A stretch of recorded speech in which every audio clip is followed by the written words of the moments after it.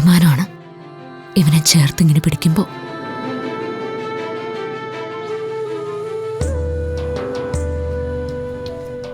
പ്രതിസന്ധികൾ ഒരുപാടുണ്ടായിരുന്നാലും എന്റെ മോളെ തളരാതെ നിന്നത് ഇവന്റെ കൈകളിലാ.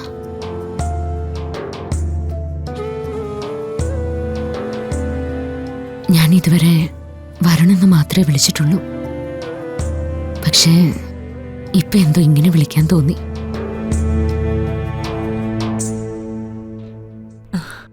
ഏറ്റവും അടുത്ത ആളുകൾ തമ്മിൽ അങ്ങനെയൊക്കെയല്ലേ വേണ്ടത്. മേഡം എന്നെ എങ്ങനെ വിളിച്ചാലും കുഴപ്പമില്ല.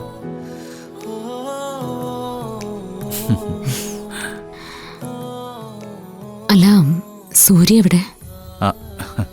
സൂര്യ എസ്റ്റേറ്റിലാ. ജീവിതത്തിൽ എടുത്തു വെച്ച് സൂക്ഷിക്കാനുള്ള നല്ല ചിത്രങ്ങളിൽ സൂര്യയുണ്ട്. എന്റെ മോളെ സ്വന്തം പെങ്ങളായിട്ട് കരുതിയ സൂര്യ ഒന്ന് കാണണം. ഇങ്ങോട്ട് വന്ന അവൻ ഓടി വരും ശ്യാമയെ കാണാൻ. പ്രത്യേകിച്ച് രാധികയുടെ കാര്യമായതുകൊണ്ട്. അവൻ അതിൽ ഒട്ടും വിട്ടുവീഴ്ച വരുത്തില്ല. അവൻ ഒട്ടും വിട്ടുവീഴ്ച കാണിക്കുകയില്ല.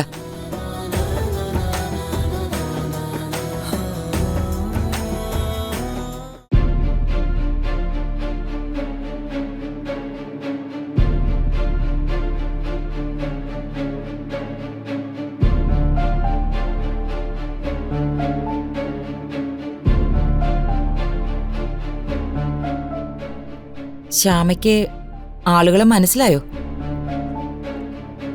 ഉർവശി, കൽപ്പന. അറിയാം, നന്നായിട്ടറിയാം. ഞങ്ങളെ രണ്ടുപേരെയും കുറിച്ച് രാധിക എന്താ പറഞ്ഞു തന്നിട്ടുള്ളത്?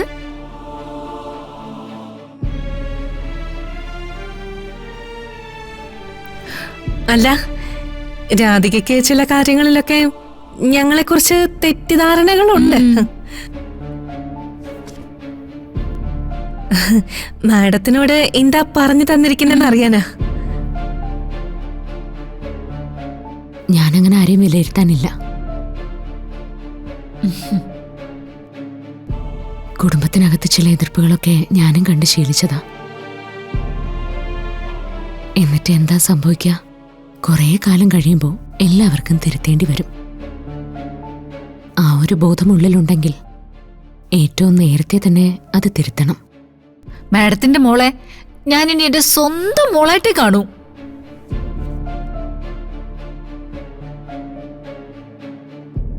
അപ്പോ ഞാനോ? രാധിക ഇനി മുതല് എന്റെ സ്വന്തം അനിയത്തിയാ.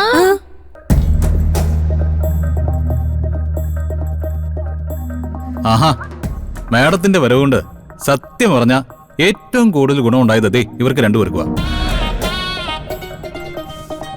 എത്ര പെട്ടെന്നാ അല്ലേ മുത്തശ്ശി ഇവർ രണ്ടുപേരും നന്നായത്.